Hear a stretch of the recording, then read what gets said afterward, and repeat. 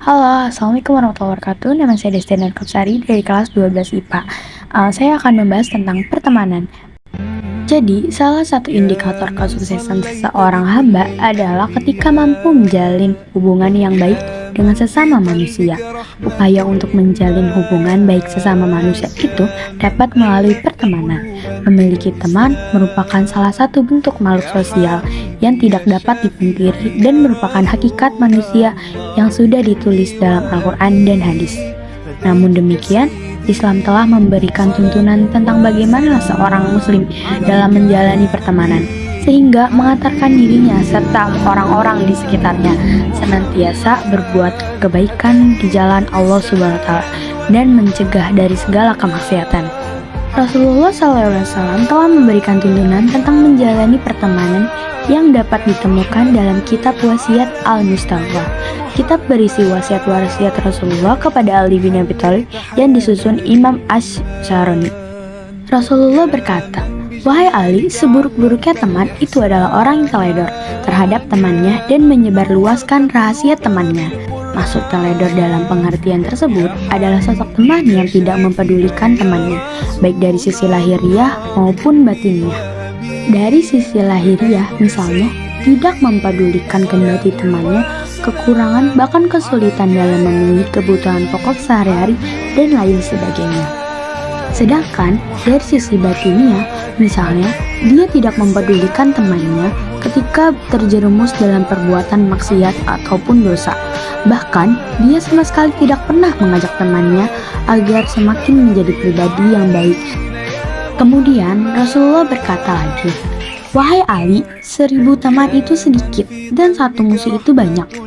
Karena sesungguhnya kita hanya butuh teman berkualitas yang dengan tulus mendukung dan menolong kita bahkan di saat terburuk. 1 tangan yang menolong kita saat terjatuh jauh lebih berharga dari 1000 tangan yang memberi selamat saat kita berhasil. Jika kita memiliki teman berkualitas tersebut, kita akan mampu menghadapi berbagai masalah dan cobaan." Karena itu, dalam menjalani hidup, seorang muslim harus terus memperbanyak teman dan menghindari permusuhan. Sebab satu orang saja menjadi musuh dalam hidup itu sudah membuat sulit hidup. Semisal ada 1 orang yang menebar fitnah, maka hal itu sudah cukup mempersulit kehidupan. Rasulullah SAW bersabda, "Perumpamaan teman yang baik dengan teman yang buruk bagaikan penjual minyak wangi dengan pandai besi. Ada kalanya penjual minyak wangi itu akan menghadiahkan padamu, atau kamu membeli darinya, atau kamu mendapatkan aroma wanginya. Sedangkan pandai besi ada kalanya mendapat percikan apinya, akan membakar bajumu, atau kamu akan mendapat aroma tidak sedap darinya."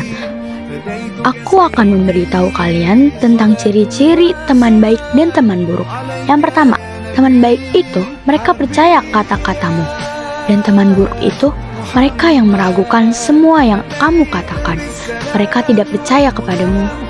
Yang kedua, teman baik itu mereka memanggilmu karena mereka merindukanmu. Bukan mereka memanggilmu hanya ketika mereka membutuhkanmu saja. Yang ketiga, teman baik itu mereka yang menerimamu apa adanya. Bukan mereka yang mencoba mengubah dan mengendalikanmu. Lalu yang keempat, teman baik itu mereka merayakan kesuksesanmu, bukan mereka yang iri dengan pencapaianmu. Kelima, teman baik itu mereka tahu bagaimana menyimpan rahasia, bukan mereka yang mengatakan hal-hal yang seharusnya tidak mereka katakan kepada orang lain.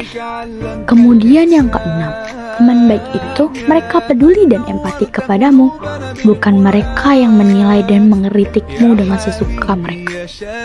Dan yang terakhir, teman baik itu senang bertukar pendapat, bukan hanya ingin memenangkan argumen saja.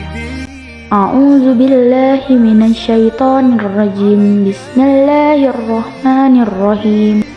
An Abi Hurairah an Nabi sallallahu alaihi wasallam qala al-mar'u ala dini khalilihi falyanzu ahadukum man yukhalil.